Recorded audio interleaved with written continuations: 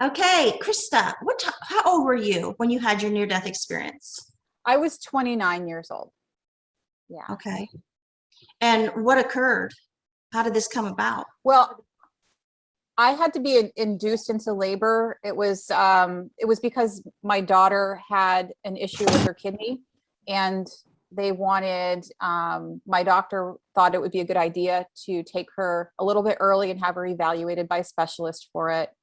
So they induced me, and during the induction, her heart rate dropped too low during a contraction.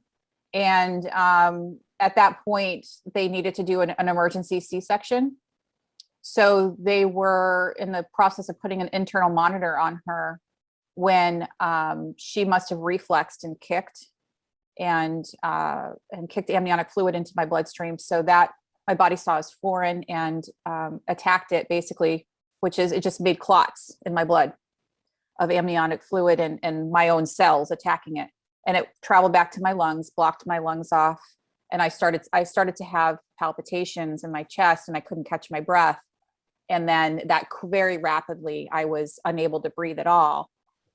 And so that was literally, I passed out in the hallway going from my room to the OR on the labor and delivery floor. And during that, I felt this. I was literally trying to suck air through. It was like trying to suck air through a teeny tiny little straw. I just could not get any air in, and everything started to go dark. And as that happened, I felt this peace just come over me. It sort of like came from behind me and above me. It started to come down, and I just went out. I was completely peaceful. I was not afraid. I was so hyper focused. I was like, I need to breathe for my baby. I need to breathe for her.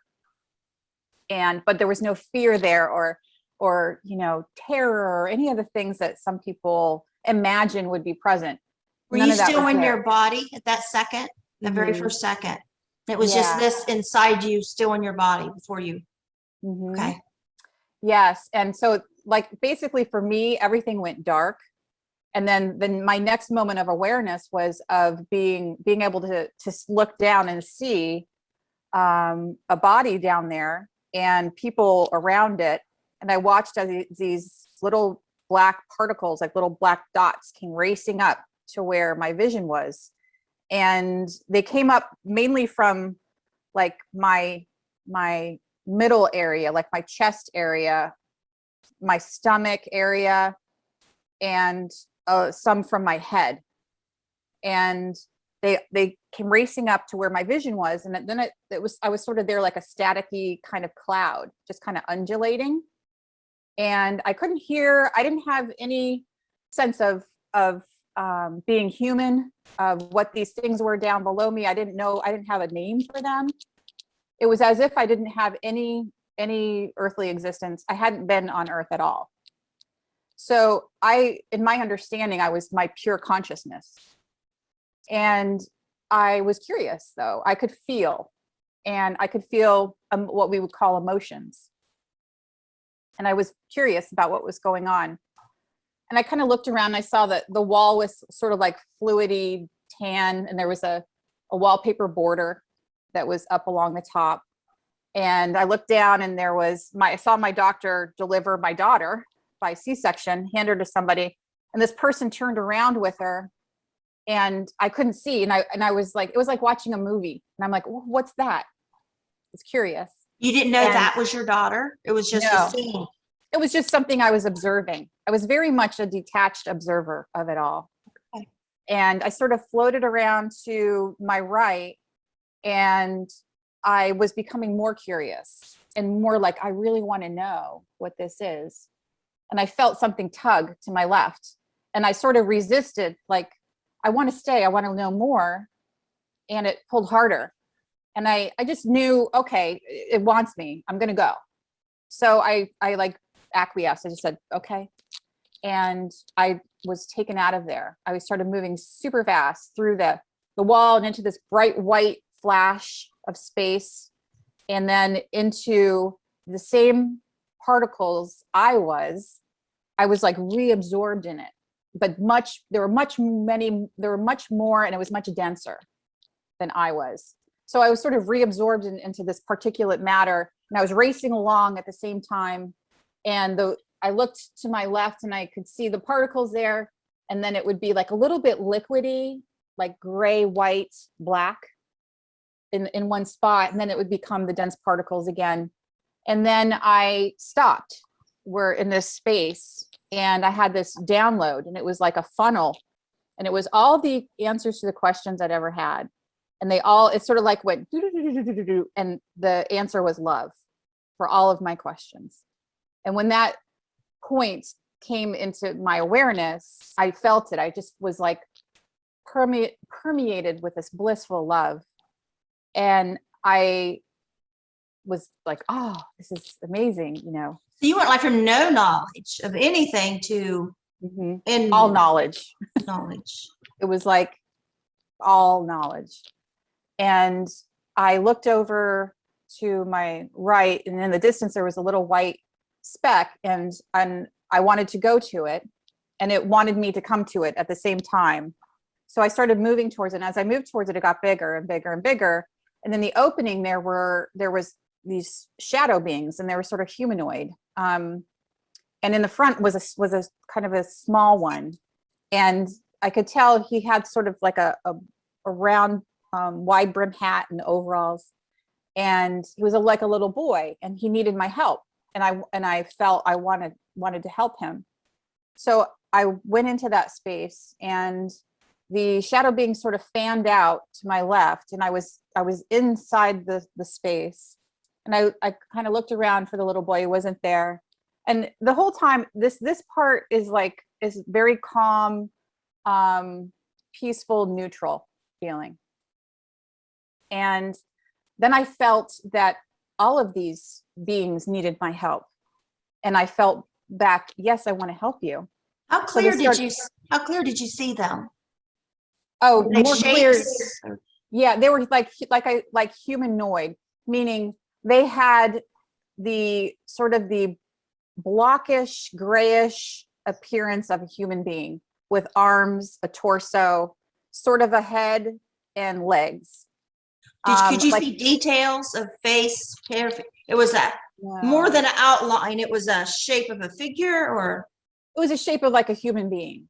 Okay. Like the most closely resembles what we are shaped like. Okay. Generally speaking. And they were distinct beings. Like they weren't all the same being.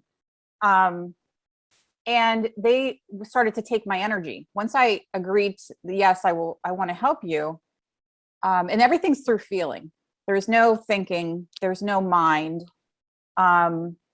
It's not telepathic. Not even I know what you mean. No. Because I experienced both. I experienced telepathic, and then I experienced just okay. Like a just knowing. Yes. Mine was completely, and there's a word for it, and I can't think of what it is, but it was completely through feeling. And they started to come at me, and they were taking my energy, because I was just pure like energy. I was consciousness. Taking your energy. They were taking it as they would dart at me and move away, dart at me and move away. And I felt myself depleting there, like becoming less of who I was. And I felt no. Because when you got this knowledge, then you knew who you were and everything. Yes. Okay. Well, I wouldn't say that I could sit down and write down everything that I learned into words. Yes. It wasn't like that. But at least you knew who you were. I mean, now, like, and you had just had a child and this kind of. No, I didn't. No, still no. I had no understanding of this place that we call Earth or anything that inhabits it. Still no. Even in that knowing, that didn't come. That was still okay. No. But they're taking who you are. They were like taking, the way I describe it is they were taking my particles. They were taking bits of me, my essence, away. And I felt, no, I'd like to leave. And so I was pulled out of there. I then went back into the denser particulate matter, and was moving along. And then much more quickly, I came through another opening, and it was less distinct, and it was the same particulate matter I was, but I could tell it was sort of like had a round edge or something to it. And I moved through that, and I emerged into this most beautiful landscape. It was like, I call it my Eden, because I was raised Catholic, and the description of Eden and the images of Eden that artists have rendered that I've seen, this was like this gorgeous, beautiful, divine place. Did you have knowledge like this is heaven, or did you have any place of reference for that even? Just no, okay. Okay. No, what I did was I moved into this, and everything's happening super, like there's no time. Like I couldn't say, oh, that took 5 minutes, right, to happen. Right. But this, I merged out, and then I merged with everything. I was these yellow flowers that were spread out in front of me. I was the rocky, mossy waterfall that was to my left, and the evergreen forest to my right, and the rolling green hills and trees and blue sky out in the distance. I was one with all of it, and it was one with me, and it was like we merged, and it was complete bliss. And then I was flanked on both sides by, I call them my spirit guides, and we might call them angels here. They loved me, supported me unconditionally. They were there to do just that. I could feel them. They were like solid as any person in your life that's ever been, that has supported you 100%. And that's how these beings felt. And they felt very, they just felt lovingly supportive of me. And did you see them, or is the feeling knowing that you saw? I saw them. Yeah, they were very tall and beige in color, and they were sort of drapey, but not distinctly wearing garments. And they were faceless. I couldn't see a face. Okay. How many do you think there were? There were two, one on either side. Yeah, one on either side. I was sort of in the middle. Okay. And they communicated through feeling. You could stay here, you could go to what comes next, or you could go back. And I didn't know what came next. I didn't have a sense of that. I didn't have any memory of where I had come from. I could have stayed there eternally and been completely happy. I'm trying to use human words, but they fall short. I could have existed in that space eternally and been blissed out, and happy. But I chose to come back. And I started right as soon as I felt that I'd like to go back. I started moving backwards, and they turned, and through the opening, they turned and they communicated, if you go back, you need to share what you learned here. And I communicated back, okay. And then the next thing I know, I was feeling something, a terrible pain in my chest. And then I remember waking up in the ICU, and I had unhooked myself from everything and climbed out of bed and tried to leave, I guess. So that was about 36 hours after the event. So what had happened was I had had this amniotic fluid embolism occur. And one of the things that happens after that is a person can go into what's called DIC, or the medical term is disseminated intravascular coagulation, where you lose your ability to clot your blood.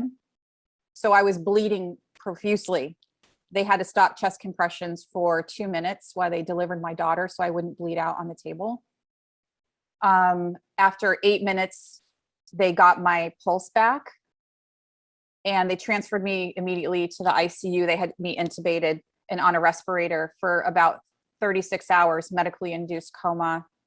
And they weren't sure if I was going to live. And they said if she does live, she could very well require 24-hour care for the rest of her life. We don't know what kind of brain damage she's going to have suffered from this. So when I came to, I had tried to, they were decreasing the medicine, seeing if I was going to respond. And I guess what had happened was my ex-husband had gotten upset with the nurses in the ICU because they were making a lot of noise and I was trying to sleep. And he said, every time she sleeps and she wakes up, she's better. And you guys won't let her sleep. And he was very upset. And he hadn't, of course, slept in days. So my family had taken him out, and I had woken up and come around to that and unhooked myself and climbed out of the bed and opened up the curtain and was standing there. My family was like, what is going on? Get back in bed. So I remember being very upset and wanting to go home. And I hadn't remembered I was pregnant. I didn't know why I was there. I didn't know who I was, nothing, but I knew, I said, I want to go home. So they moved me to a private room after that. And I met my daughter 6 days after she was born. So about 4 days later, they brought her to me. That's interesting that on the other side, you didn't know who you were. And then when you come back, you didn't know who you were. I knew immediately who I was. As a matter of fact, when that happened, where my ex-husband had gotten upset, the nurses they had gotten me back into bed. They took my family and said, you need to give her some space, let her sleep, whatever. The nurse came by the end of the bed and was picking up a blanket, and I saw her and I said, I'm a physician assistant and I'm going to be working for Dr. blah, blah, blah. I'd already had a job set up. I just graduated from PA school 3 weeks before that. And she looked at me and her eyes were like deer in headlights. She goes, okay. And I read my chart later. She put that in quotes in my chart because it indicated that I had memory. I knew who I was. In that moment, I did. The next moment, I may not even remember that. Okay. I may not recall, what the color blue is. So, but I had that in that moment. And so that gave everybody hope. For me, I was untraumatized. I didn't have any immediate recall of my NDE. That came later. But I was completely blissed out. I was very type A before that. PA student, I was like all about being a PA. I wanted to know everything about medicine so I could help my patients. And I knew so much about medicine that when I came back, it took a long time to get that back because I'd had memory loss and long-term and short-term, mostly short-term. But it came back in stages after that as my brain healed. It was a severe brain injury that I had from lack of oxygen. I bet that was frustrating, going through all that work and graduating, and where's it at? Well, the thing was, Peggy, is that I didn't want to be a PA anymore. I had no desire. I was like, PA? Okay. I have all these student loans now. I guess I should probably go to work.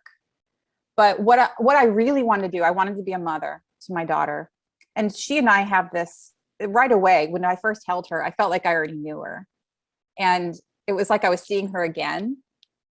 And my family thought that they weren't sure if I was comprehending that I'd had her and that, she was mine and et cetera. But what was happening internally in me was I'm like, hi, I'm seeing you again. And I remember thinking I should do the things that most moms do when they get their babies, and that's count their toes and make sure they have 10 fingers and 10 toes, because that's what they do. So I should probably do that too. So I took off her blanket and I'm like, oh yeah, she's got 10 toes, and everyone's like, yeah, she does. But when you're in that bliss state, when you first come back and you've had those other instincts, the ways of communicating over there, and I think we bring them back and we interact that way with people, maybe not the physical and counting toes and caring about your career, but there's so much more going on that wasn't before.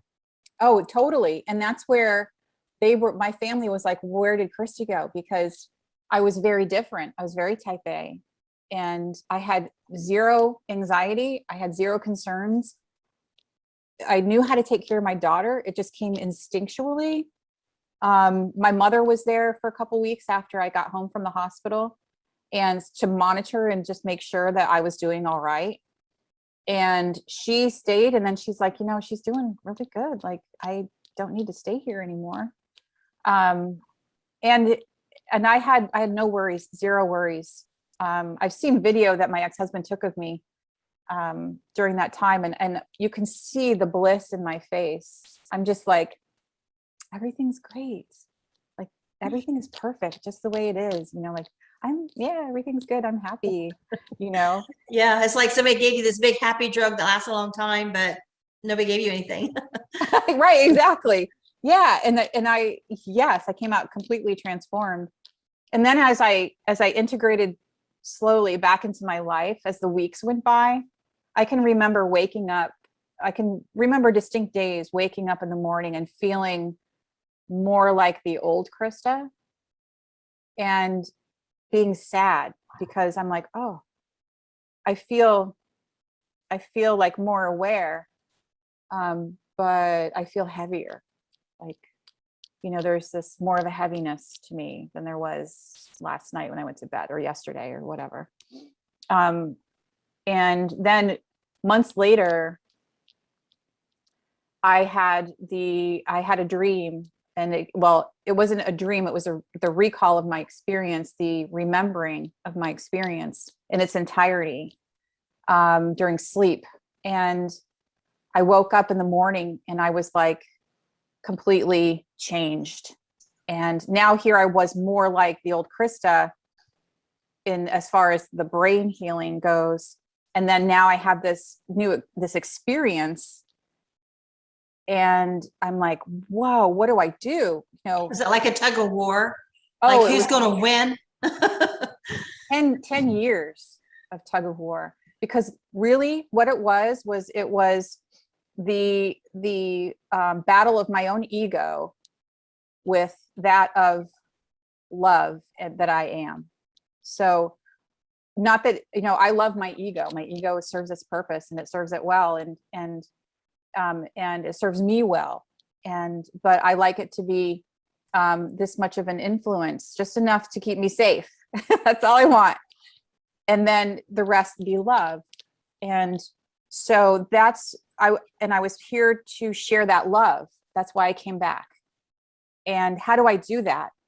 How do I share that profound, complete, all-encompassing, everything that everything is, love, when I'm in this ego-filled world, and I'm in my same old life that I was in before, that everybody wants me to be who I was before, but I'm not that person.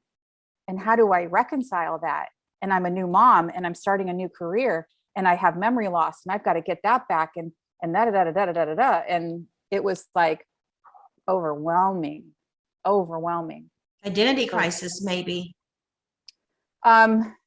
Yes, it was like, I'm no longer that person I was when I went into the hospital to have my daughter.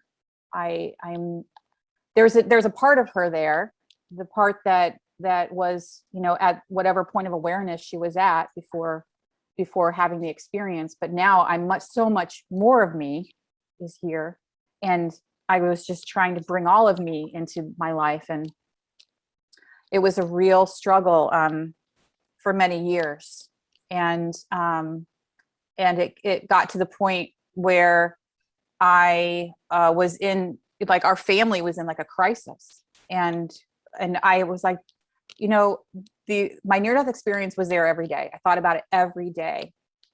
And I said, I've got to begin to live like I know I can live in this life, in this body, as a person I am, the love that I am. And that's what's going to heal my life. That's what's going to heal me, my now ex-husband, our daughter, all of us will heal if I can live that life. How do I live love?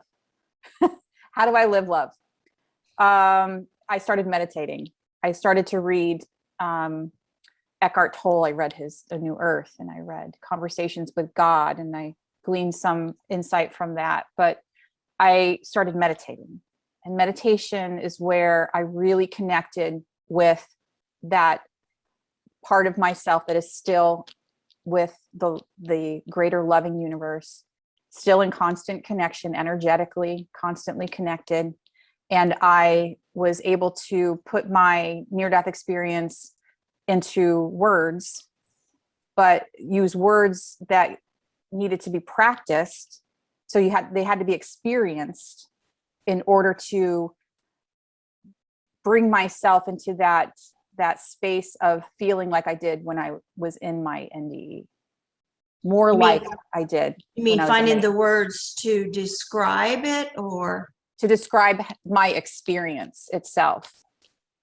And when I practiced them, then I was able to sort of energetically transform myself back into that space of love.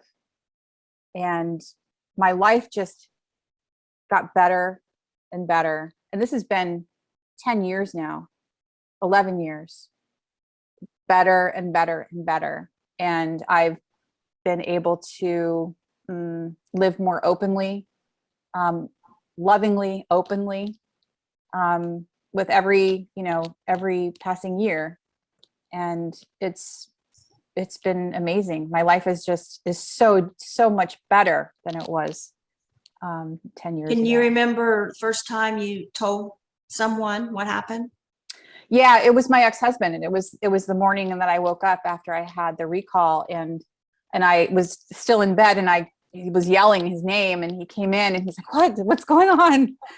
And he sat down, and I was like, I had this memory of what happened when I died. And I told him what happened, and he listened very politely, and he hugged me, and he said, that's amazing. Wow. I'm just so glad you're here. And I felt like let down, because I didn't feel understood. Like, it was so totally life-changing.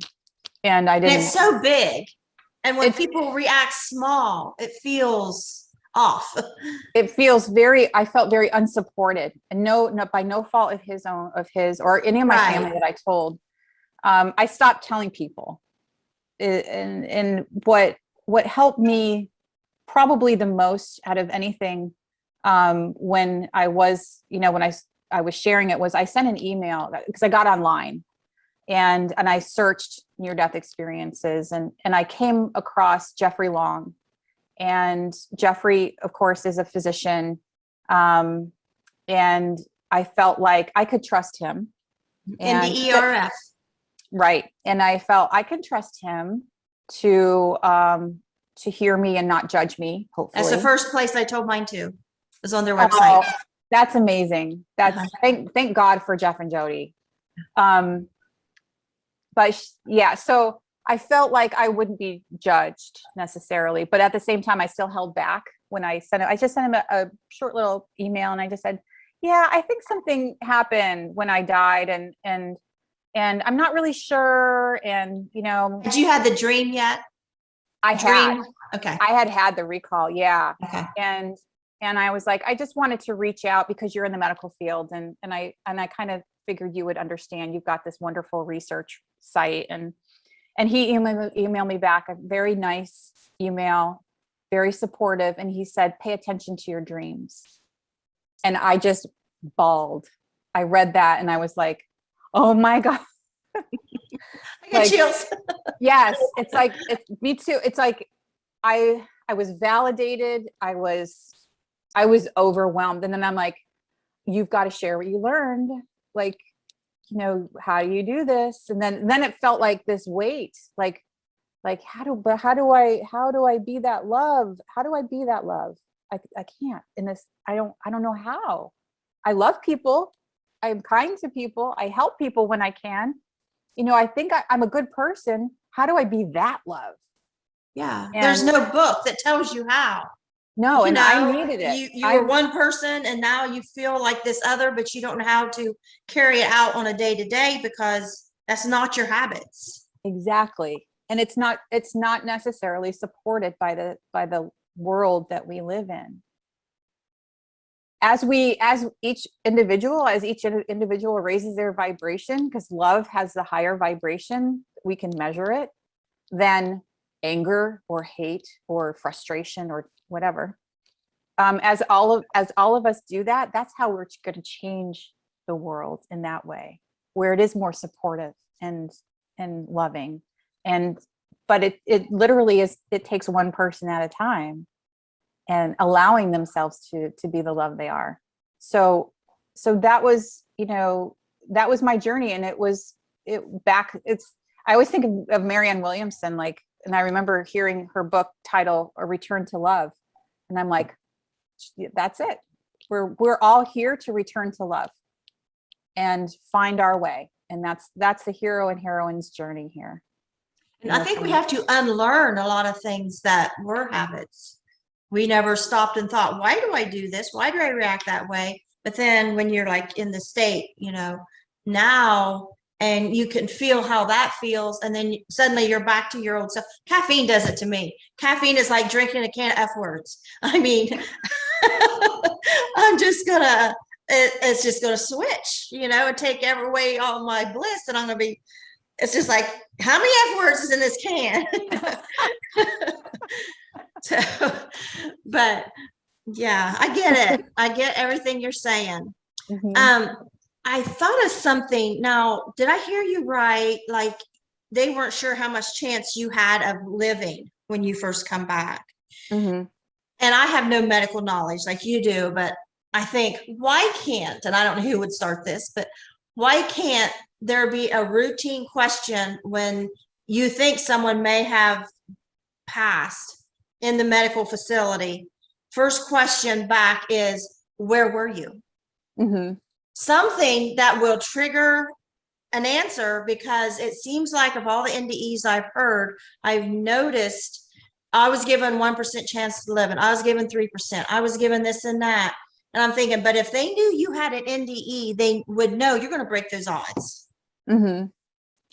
That the odds are, like, say, normally we would say she has 3% chance, but because she just told us she had a near-death experience, research shows that she may break all these odds, and that would help the family. Maybe it would help the course of action, I don't know. And the person, the patient, because for me, I didn't have any screening questions asked of me. And Roberta Moore and I have actually done a presentation at the hospital that I was working at for the medical staff to talk about near-death experiences, and a healthcare provider's response to them is so important to cardiac arrest patients, stroke patients, anyone who has lost, who has coded and come back, to have that discussion with, and have some questions ready to ask them, and then to be able to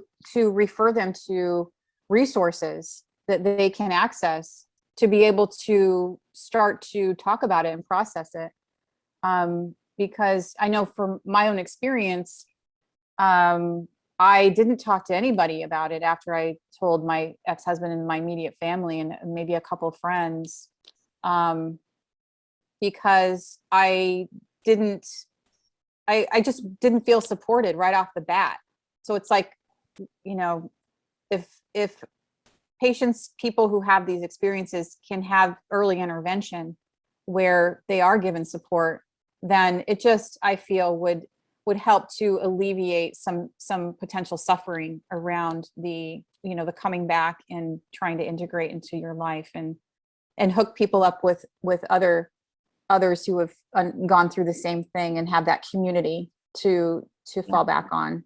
I have thought before, I'd like to send my phone number to every emergency room in every hospital and say, if someone says they had an experience, here's my phone number, 740-207-9000, call. Mm-hmm. And if it got a lot of people, then we can add more people, and have like a hotline. If you've had an NDE, here's the number, like everybody would know that but even with our local hospital, when I talk to them, like, well, they want to screen you. They're not sure about you. They're not sure. Do you belong to a church? Are you a minister? They want you to fit in some box before the hospital recommends a phone number. Mm-hmm. So, and if there's some way, I'm always thinking, of getting somebody certified or a group of people certified that they would be on this on-call list, then maybe hospitals would accept it as it is a real service to people and wouldn't be afraid to give it out. So I don't know who would do that or how we'd do it, but I just feel like that, there's so many people like us out there, and there's so many people wanting to help and don't know how to help. And it seems like we really don't have a way to come together and say, because like at university, I keep thinking there should be a college course everybody at any college should go to about near-death experiences, whether they incorporate it in, healthcare, nursing, social work, whatever. But having a perfect world just isn't very easy to do. Well, and sometimes it's, conversations like this that help to spark the change, Yeah. But I think you said you passed out in the hallway, passed out. I did too. That's where I had mine. A nurse was pushing me to find a room in the emergency room, and I thought, I'm going to pass out. I'm going to pass out right now. And my head went down, and then I'm shot like a rocket, and all that. And so I think you're the first one I've heard that you were, it was like en route in the hospital. That's right. Yeah. And pass out. Yeah. But at least they knew that you had died. They knew. Yes. I mean, you was resuscitated and everything. They didn't know. When I come to, the nurse was talking to another nurse, and I couldn't have been out like that. But, time's different. And so, I would guess I was there a half hour, and it probably wasn't 30 seconds. I don't know. It couldn't have been out that long. Just, I come to, my head's in my lap.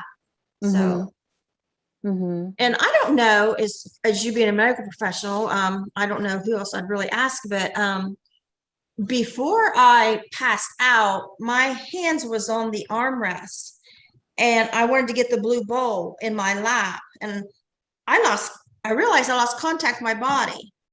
I couldn't pick up that bowl. And so I had lost contact with my body. And so I don't know if there's any kind of indicator somebody's about to go, as I know, of course, you got your blood pressure and all that, but I mean, because I lost, contact with my body. And I thought, well, I'm going to remember that from now on. If I'm around somebody and they're like, suddenly I can't move my hands, or suddenly I can't stand up, or, something. I thought, I lost contact with my body. I can't tell my hands to pick up that bowl when I'm passing out. And then I was dead. And then when I come back, the first thing that come back was my hearing. I heard the nurses talking, and then I felt my hands on the armrest, and then I felt a warmth through my body, and something said to me, once you feel your feet on the footrest, you're all the way back. And then I was shaking, freezing cold. My doctor says you're fine, but anyway, I just wanted to throw that out there, that the physical sensations we go through, those of us that have died, and will come back and say, this is what I felt. And, and then when I come back, this is what I felt. And it's so funny to see the similarities, because there's no textbook. Right. And then things you're saying, I'm like, yeah, I know that, because these things that haven't been spoken, and they're so hard to put in words, and then somebody else has had a near-death experience. It's like, oh yeah, we need a name for that. Did you have gifts when you come back, do you think? I feel like I have, my intuition is significantly heightened. It's like I know things before they happen. I just know, because I almost like go through the sequence of events that will lead to the thing happening. And then next thing I know, I'm hearing that thing happened. And I don't know if I'm creating it, because I believe, and I experienced in my NDE, that we are the creators of our lives, and we co-create with the universe. And that's my experience. And so I don't know if I'm like creating it, or if it's being, if it's actually, if I'm predicting the future. But regardless. Sometimes I wonder if that is a time shift, because on the other side, we have experienced a time shift without realizing it. And so when we come back, sometimes, like right before an accident, you'll hear people say the time slowed down and I was able to do this or that. or as I was falling, it was like it was slow motion and I was able to grab this, or, and then, so when we come back, I have felt this little time shifts. And as I've gotten older, I've started to wonder if it wasn't related to, because we're in a realm that is outside of time, and we communicate outside of the way we communicate here, whether it's knowing or telepathic, and it can be, a verbal too. But so it seems to me like all the ways we experience on the other side, like the person wrote down them, all those things, different senses, different ways of communicating, different travel. If you wrote it all down and then compare what you're experiencing now, I think people will see that's exactly where this come from. I believe that for me, my experience was my truest nature, with just a little like window into the power that we have as creators of our lives. Intuition is very much a part of what we are. And that here, the more open we are, the less resistance we have in general. The less resistance we have, the more we are able to be in a state of being love and compassion and gratitude and appreciation and all those things. The easier it is to manifest those things that we desire. So it's a matter of, us having, we all have that ability. We all have psychic abilities, everything that you can imagine, every one of us has, but each one of us is at different stages of our evolution here, different points of awareness in our expansion of consciousness. And in the afterlife, what we call the afterlife, in the universe, we are pure energy, pure consciousness without any resistance whatsoever. So, and we have all of those abilities there. But when we're here, we're in this ego resistance fear state so much of the time that we don't allow for them to manifest. So really, there's the only difference for me between my state of being in the afterlife and my state of being here is directly related to my level of fear that I'm in any given moment. And to see the opposite side of that, it's love, directly related to the amount of love that I'm in any given moment. So, and I'm very human in this experience. I have my frustrations. I have my moments of being down and sad and questioning. But the beauty is that I move through that so much faster than I did 10 years ago, and this is truly a journey. It's not a destination. We know life does not end when we die. We're having a human experience, and it's great, and it can be great if we want it to be. So how much of it do you want to, enjoy, and how much of it do you want to be suffering in? And you talked about meditation, helps you come back to that place. And I think, oh yeah, we're back to this, and then negativity, negative person, one trip to the store, or a bad Facebook experience. I'm like, how long am I going to carry this around? What can I do to get rid of this? And I have people call me and they got all these problems, and I'm like, yeah, and I'm like, you got to just delete, you got to block, and you got to keep going. You can't focus on that. You're bringing it into you. I said, think of these as bullets. Somebody just shot you with 3 bullets. Are you going to let them keep hurting you? No, get away from them. Keep going, and it is, we are all human, and it does take practice. And like you were saying that, you had to struggle with, who you were and who you are now. And so there's always going to be stumbling blocks, and people stick their foot out in front of us and trip us. Have a nice day. I'm sure you deal with it, as in the medical profession. I used to work in an emergency room, And so, yeah. Yeah. Yeah. And you just have, what I do is I know that everyone comes from their own set of experiences, their own points of view, their own way of viewing themselves in the world. I have absolutely nothing to do with that. So in terms of my direct experience with them, we are, however, all connected. So there's the ancestral connection that we have, the cosmic connection that we all have. So in some small regard, I am responsible for that, and I hold myself responsible for it. And in that, I choose to be in love. You know, I choose to feel love and compassion and for them. Sometimes that doesn't come right away. Sometimes I have a reaction, and that's okay. But if I sit in that and let it perpetuate, it's only going to hurt me and them and everybody else that I come in contact with, that I am in contact with on a quantum level. And so it doesn't serve anyone. And I don't feel good. I like to feel good. Yeah. So it's very basic for me. You know, it's like, if I don't feel good, okay, what are my thoughts? Where have my thoughts been?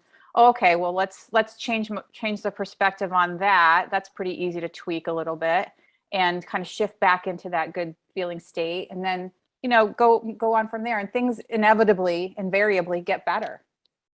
I've done it time and time again.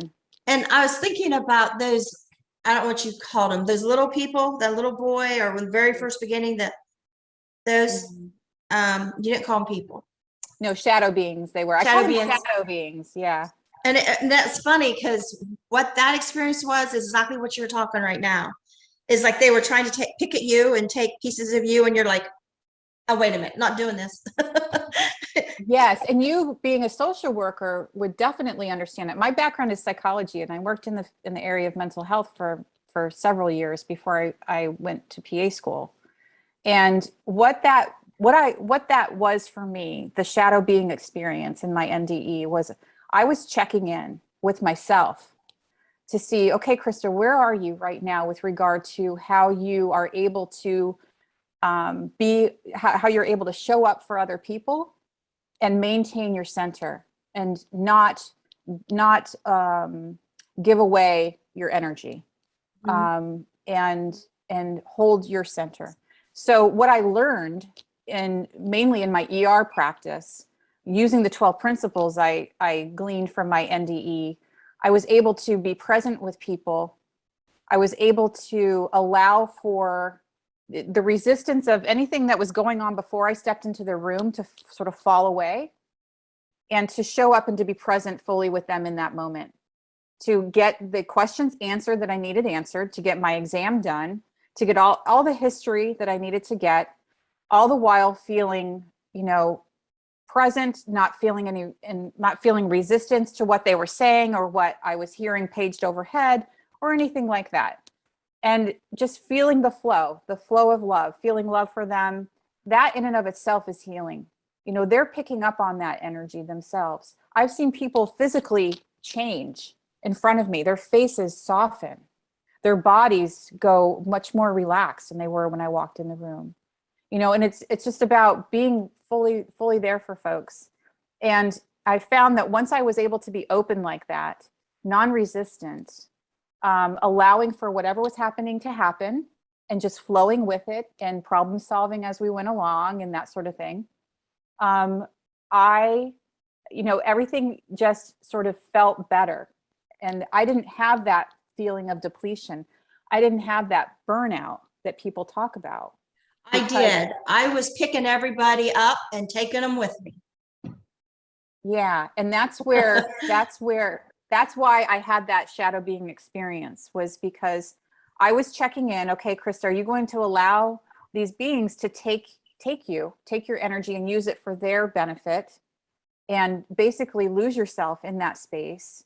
Or are you going to choose yourself and leave and continue on your journey? And that's what I chose. So that was yay for me, you know. Yeah. And it's so miraculous how we all have the experience designed exactly for us. Yes.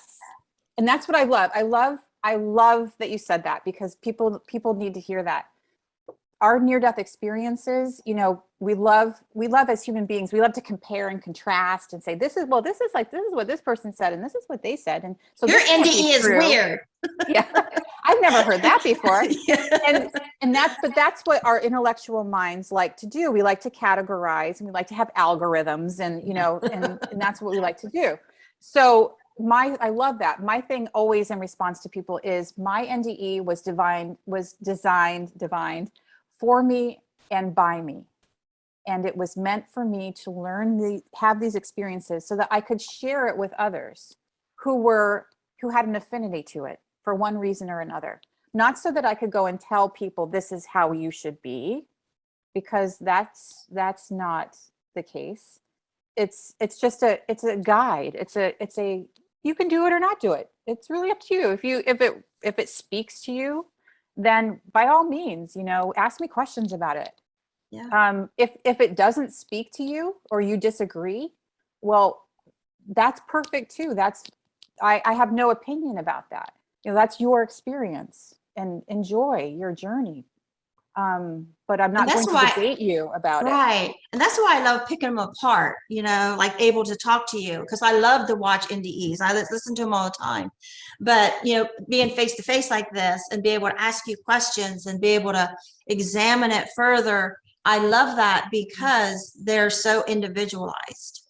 And I can see the meaning now, you know, that had and that had for you. And now have somebody else on, and you know, this one guy, he didn't see, you know, this or that, but he seen the city, and he was like an outsider looking in. And later we realized, we were talking, and that was like representative of his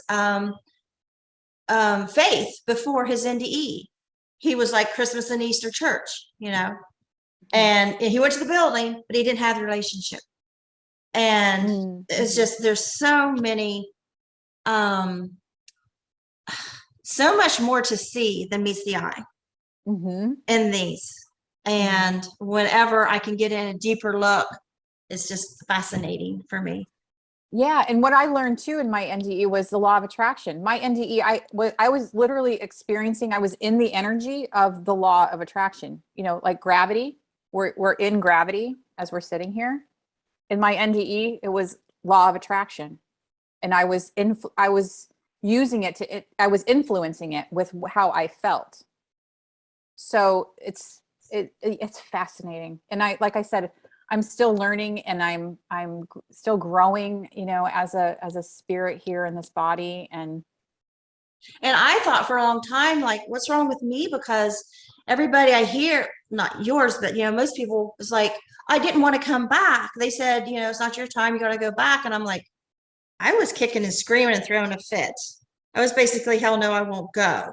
I was trying to control heaven and telling God off, you know, what he will do and what he won't do. Yeah. And that didn't go well. But then after listening to so many of them a few years ago, I was listening to the question answers of Jeff Olson. I don't know if he was at the conference or some kind of group. And at the end, I was almost ready to turn it off. And I've really been praying about this. God, show me why I was so different. And then there it was, somebody in the audience, a man asked him, he said, well, if it's so beautiful and great, why does everybody come back? You know, why don't they stay? And doesn't anybody ever want to come back? And Jeff Olson said the exception to the rule is young mothers. They basically stick their heels in the clouds and say, I'm going to raise my kids. Nobody's raising my kids but me. And I'm like, yes, yes, there it is.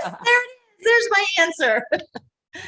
So yeah. And, you know, and maybe on some higher level that I wasn't aware of at the time, maybe that was why I came back. But I had no direct recall of having a human experience at all. But it sounds like you were so much better mother. Not that you would have been a bad mother, but you really felt to help your experience as a young mother. It was this intuitive sense that I had about everything, that and lack of resistance to anything. I had no fear, no anxiety. I just knew what my daughter needed when she needed it and what it was. And yeah. And everything went along very smoothly in those weeks that followed me coming home.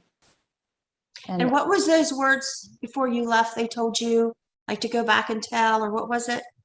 They said, you need to share what you learned here. That's powerful. Mm-hmm.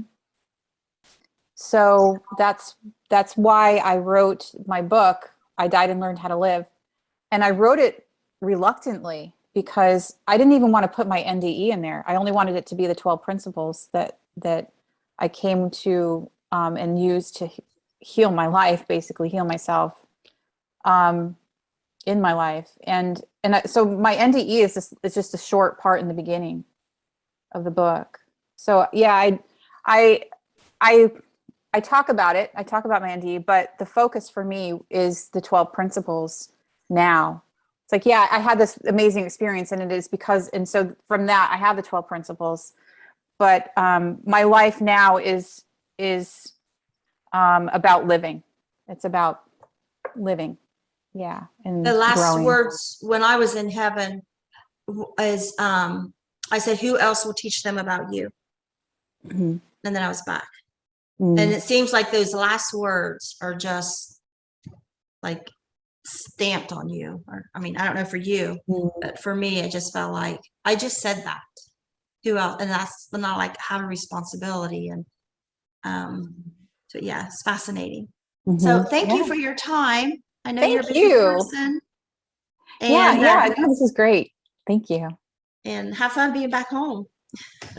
I'm loving it. Thank you so much. Okay. It's nice meeting you. You too. Yes. Okay. I'll see you later. All right. Bye-bye.